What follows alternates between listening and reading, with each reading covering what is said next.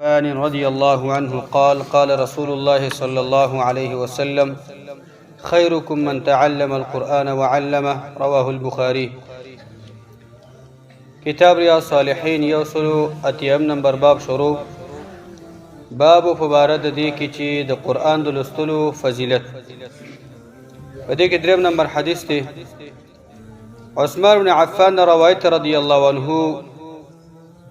داوی چې رسول الله صلی الله علیه وسلم فرمایلی دي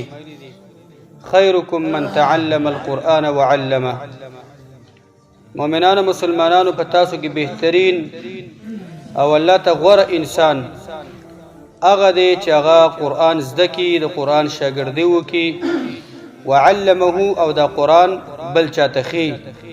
د قرآن شاګردي کوي او د قرآن استادي څوک کوي. دا بهترین صفاتونه د الله د موږ تاسو کې پیدا کړي. الله پیغمبر صلی الله علیه وسلم هغه ته غوره ویلی چې هغه د قرآن شاګرد دی، هغه ته غوره ویلی چې هغه د قرآن استاد یا د قرآن کریم استاد. یعنی حدیث کې فضیلت د قرآن ذکر شو چې قرآن ډیر د شرف والا یو کتاب دی، عظیم شان والا کتاب دی. او فضیلت هغه چا ذکر شو چې قرآن یادوي، د قرآن شاګردي کوي، داغي الفاظ یادوي، دغه شان د ترجمه یادوي، دغه په مسایلو باندې نظام کوي. او بهترین هغه انسان د چې هغه د قرآن استاد یا د ناظری استاد یا د هغې د سپارې یا د هغې د ترجمې، دا بهترین دي. الله دې موږ تاسو په دې کې شامل کړي. او دغه شان د په دې حدیث کې بیان د هغه چا دی، فضیلت هغه چا دی چې هغه قرآن کریم باری، هغه قرآن کریم یادوي، یا دغه شان د حفظن یادوي، یا ناظران یادوي، او یا د هغې تفسیر او ترجمه یادوي، او د هغې هغه استاد. ځکه چې مؤمنانو مسلمانانو کې ډیر خیر چې خلکو ته رسي، مؤمنانو ته دغه د قرآن استازي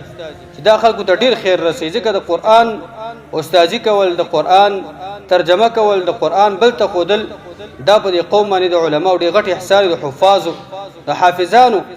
ځکه چې تا د الله کلام ته رابلي، تا د الله خبرو ته رابلي، ستا دپاره دغه شان په جنت کې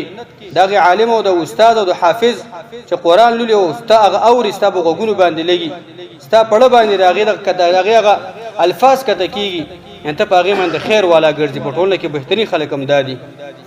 دا بل حدیث څلورم نمبر. وعن عائشة رضي الله عنها قالت قال رسول الله صلى الله عليه وسلم. عائشة ده فرمای چې رسول الله صلى الله عليه وسلم فرمایلی دي الذي يقرأ القرآن، هغه چې قرآن کریم لولي.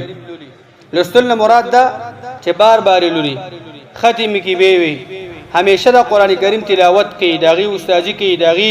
شاګردی کوي، بار بار وي. وهو ماهر به مع السفرة الكرام البررة. او دا سړی په قرآن کریم باندې هغه ماهر وي. ماهر معنی ده چې هغه بې تکلفه وي او هغه په اساتۍ سره وي، هغه ډېر روان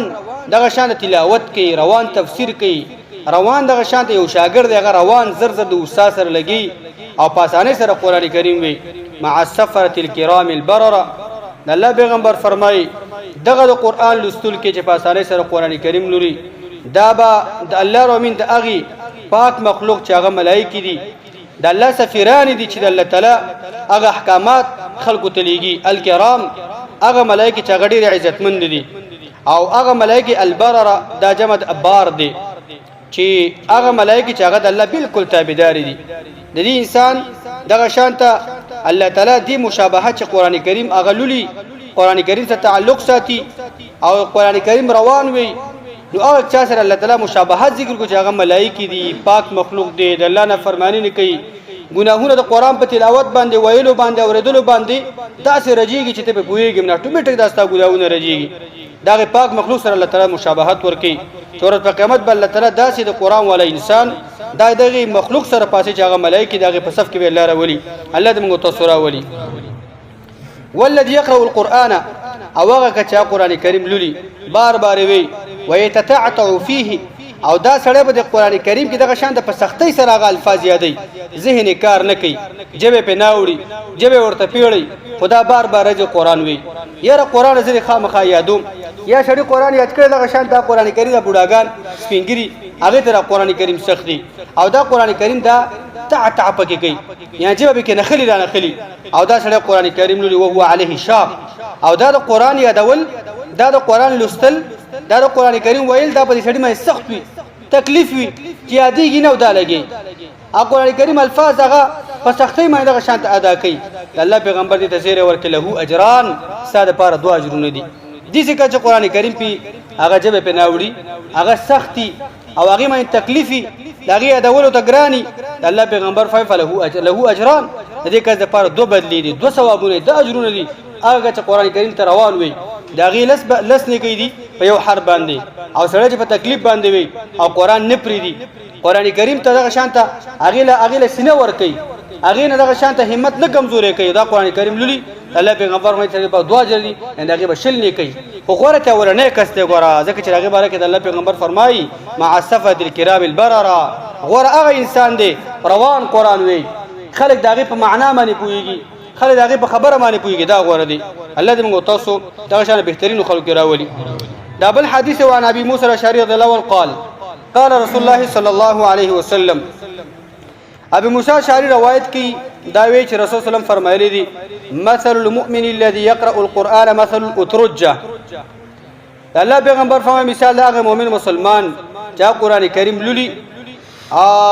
او دغه شانته عمل ور باندې کوي مثل الاترجه د دې سړي مثال دي سیده لکه نارنج یا اترجه ویل کېږي لیمبو ته لکه دې سړي مثال سیده لکه نارنج یا لیمبو ريحها طيب وطعمها طيب دغه لیمبو او دغه نارنج ابوی مزدار دی سړی باندې خوشبو ورځي مزیدار او دغه خوند مزیدار دی په جواب باندې ډیر خوږ لګيږي ناغه چې قران کریم تلاوت کوي قران باندې عمل کوي مسائل منی په هغه باندې عمل کوي دې مثال دې لکه نارنج یا لیمبو چې بوی مزیدار دی او دغه شانته خوند مزیدار دی هغه چې قران کریم لوري هغه دغه شانته باطنم خسته دی مزیدار دی چې عقیده د قران د عقیده د قران د محبت الله توحید پکې ده او دغه شانته خلکو ته فائدہ ورکړي قران لولي خلکو ته فائدہ ورکړي خلکو دغه شانته هغه دغه تخلیق قران اوري او عمل هغه په دغه شانته کوي ومثل المؤمن الذي لا يقرأ القرآن كمثل التمرة لا ريح لها وطعمها حلو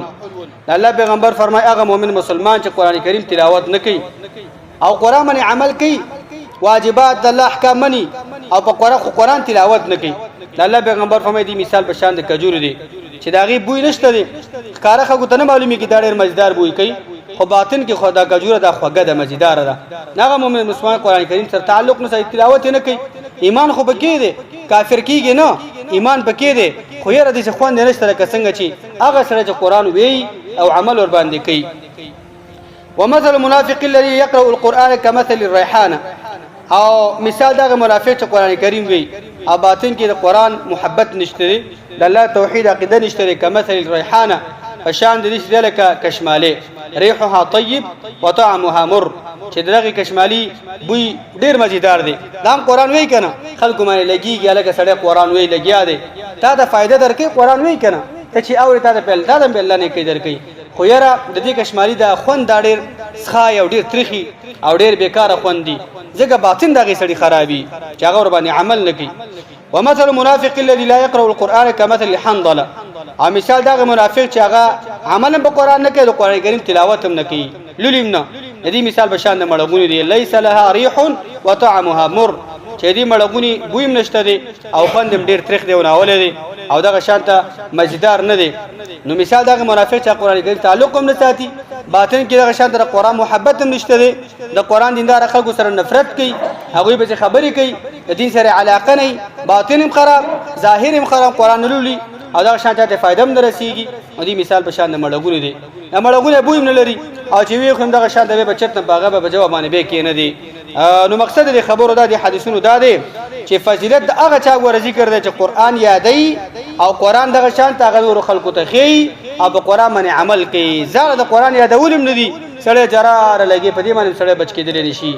بلکې قران یادول د دې اوریدل د دې لوستل او په دې باندې مکمل عمل کول البته ته قران کریم فائدہ درکې الله دې موږ ته قران حافظان د قران علما مخلصین او عاملین جوړ کړي وصلی الله علی نبینا محمد